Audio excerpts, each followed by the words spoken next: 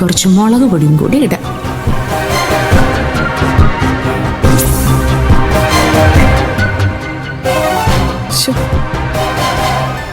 ശിവാനന്ദനെ എന്തെങ്കിലും ചെയ്താ അച്ഛൻ പ്രശ്നം ഉണ്ടാക്കും മോളെ.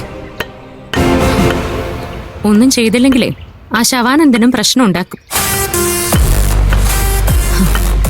ഇങ്ങോട്ട് ആക്രമിക്കാൻ തക്കം പാർത്തിരിക്കുന്ന ശത്രുവിനെ അങ്ങോട്ട് കയറി അടിക്കുന്നതാ കൂടുതൽ എഫക്റ്റീവ്.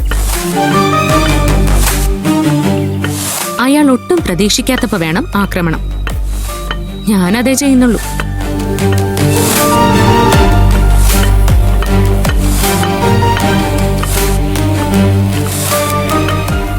കൂടുതൽ ടെൻഷൻ അടിക്കാതെ അമ്മ പോയി കനച്ച എണ്ണ എടുത്തോണ്ട് വാ. മീനോ ചിക്കനോ മറ്റോ വറുത്തതാണെങ്കിലേ കൂടുതൽ നല്ലത്.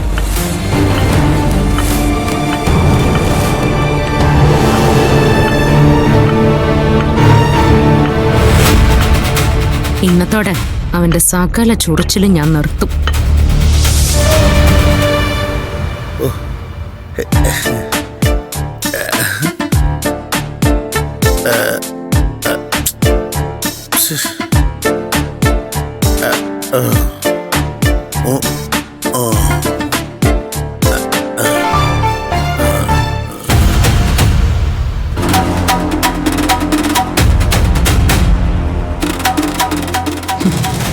നിനക്ക് ഞാൻ ശരിയാക്കി തരാടാ.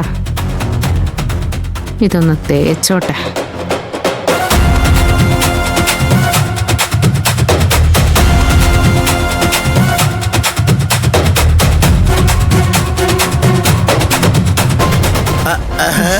ശില്പക്കുട്ടി വന്നോ? ഒരു മിനിറ്റ് ഒന്ന് വെയിറ്റ് ചെയ്യണേ. അയ്യോ, വെയിറ്റ് ചെയ്യാനൊന്നും പറ്റൂല. പെട്ടെന്ന് ഈ മരുന്നിട്ടില്ലെങ്കിലേ ഫലം കിട്ടൂല. അതിനേക്കാൾ വലിയ കാര്യം ഞാൻ ഇതിനകത്ത് നോക്കിക്കൊണ്ടിരിക്കുന്നത്. ഞാനേ ഈ മൊബൈലിൽ ഒരു പാട്ട് സെർച്ച് ചെയ്തോണ്ടിരിക്കുക. ഏത് പാട്ട്? അവനവൻ കുരുക്കുന്ന കുരുക്കിനെ കുറിച്ചുള്ള പാട്ടാണോ? അല്ല, മോഹൻലാലിനെ സിൽക്ക് സ്മിത ചവിട്ടിത്തിരുമുന്ന ഒരു പാട്ടില്ലേ, ആ പാട്ടാ ഞാൻ തിരയുന്നത്. അതിന്റെ ഒന്നും ആവശ്യമില്ലെന്നേ. ഈ കുഴമ്പ് പുരട്ടി തുടങ്ങുമ്പോ പാട്ടും ഡാൻസും ഒക്കെ താനെ അങ്ങ് വന്നോളും. ആണോ? എങ്കിൽ പിന്നെ മോള് മുത്ത് തുടങ്ങിക്കോ. തുടങ്ങിക്കോ. ഈ ശിവേട്ടന്റെ ദേഹം മുഴുവൻ മുത്തു കുഴമ്പ് പുരട്ടണം. അല്ല, എന്തിനാ പൊന്നെ ഗ്ലൗസ് ഇട്ടിരിക്കുന്നത്?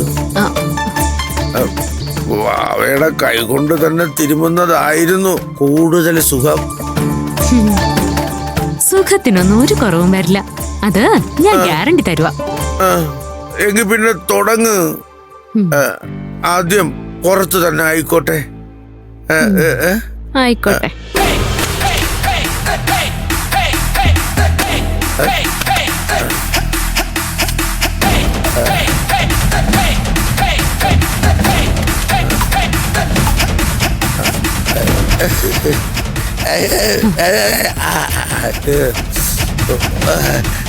വാവേ, എല്ലായിടത്തും ഒന്ന് തേക്കണേ. അങ്ങനെ ആവട്ടെ കോന്താ. കോന്തനല്ല ചക്കര വാവേ, കാന്തൻ. കാന്തൻ എന്ന് വെച്ച ഭർത്താവ്, ഭാര്യയെ കാന്ത എന്ന് പറയും. പക്ഷെ ചില പെണ്ണുങ്ങളെ കാന്താരി എന്നും പറയും. അവരോട് മുട്ടിയാലേ എരിവ് കൂടി ദേഹം മുഴുവൻ പുകയും, പിന്നെ ചൊറിയും.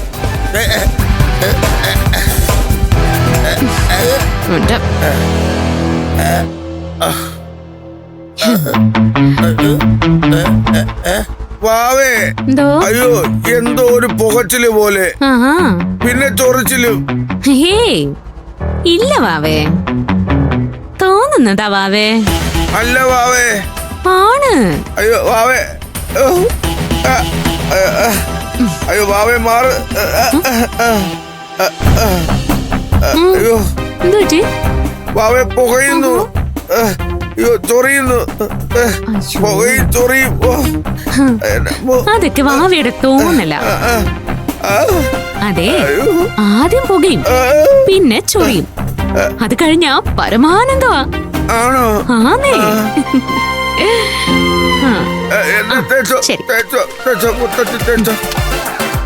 ഇവിടെയും കൂടെ പരമാനന്ദം കിട്ടും ഇപ്പൊ. തേച്ചോ, ആ തേച്ചോ, തേച്ചോ.